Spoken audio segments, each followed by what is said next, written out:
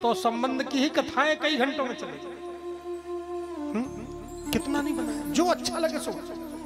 हमारे सरकार ने लिखा है प्रेम रामायण में, अनंत श्री विभूषण पंचरसाचार्य स्वामी श्री रामहर्षण दास जी ने, परम गुरुदेव भगवान ने लिखा है कि नारी चहे नारी बन जाऊं, पति चहे पति रूप लखाऊं, पुत्र चाहे मैं बन सुत रूपा, देवहु सुख वात्सल्य रूपा।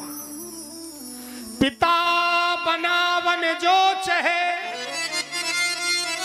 बनऊ पिता तहि केर, गोद लिए चुंबन करो, नातर बितर घने, मैत्री करन चाहे जन मोरा, बनय मित्र सुख दे थोरा, चाहे दास बनय मम प्रेमी, दीन स्वामी तेहि कर सतनेमी। जिसको जो अच्छा लगे। दुनिया के लोग तो सोचेंगे मेरी बराबरी का है कि नहीं, मैं इसको दामाद बनाऊं कि ना बनाऊं, मेरे लायक है कि नहीं। लेकिन ठाकुर जी कहते मैं किसी को नहीं देखता कौन लायक है।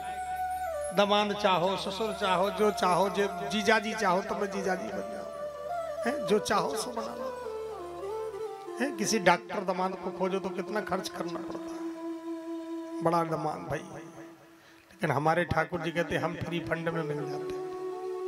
इतना सरल कौन होगा, है? लड़का जो स्तुति करते रहे मनु जी महाराज की, आप जगत पिता हैं, उनको कहते चाहो तो मैं समान सुख तुम बेटा बन जाओ। ऐसा कोई सरल होगा? इतना कोई सरल नहीं है भगवान जितने सरल, जितने ठाकुर जी सरल। भागवत जी यही कहते हैं ठाकुर जी कठिन नहीं है, सरल है, पर हम उनको समझ नहीं पाते अज्ञानतावश। इसी अज्ञानता को हमें खंडन करके उनको समझना। बहुत सरल है, बहुत दयालु है। संसार कठोर हो सकता है पर ठाकुर जी कठोर नहीं होते, उनके जैसा सरल। कोई लड़का कहे पिताजी से, पिताजी 20 साल हो गए पापा बने, अब कुछ दिन के लिए बेटा बन जाओ,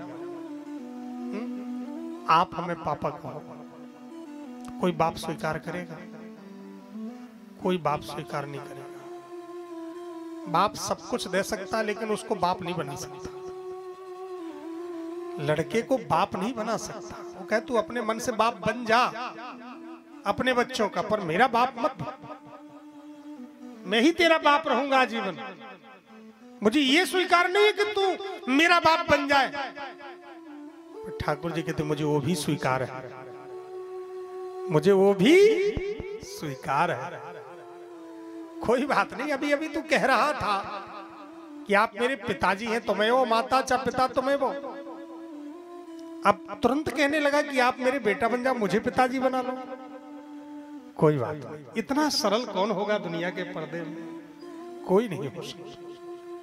और इस कलयुग में तो महाराज इतनी जल्दी कहना ही क्या। आप सभी लोग जानते हैं, सब परिचित होंगे लगभग। हमारे परम गुरुदेव भगवान अनंत श्री विभूषण पंचरसाचार्य स्वामी श्री रामहर्षण दास जी महाराज वे किशोरी जी को बहन मानते थे और राम जी को बहनोई मानते थे। यहीं पर रीवा जिला में ही खजुआ स्थान है जो है महसाओं के पास में, उधर गुड़ की तरफ। वहां पर उन्होंने तपस्या किया है, समाधि लगी, प्रेम समाधि। प्रेम के साक्षात स्वरूप प्रेमावतार कहे गए इसी बिंद क्षेत्र के महापुरुष जो भारत वर्ष में ही है प्रभु, जो जिस भाव से स्मरण करता है। और इस कलयुग में तो भक्ति के अतिरिक्त तो कोई साधन सफल है ही।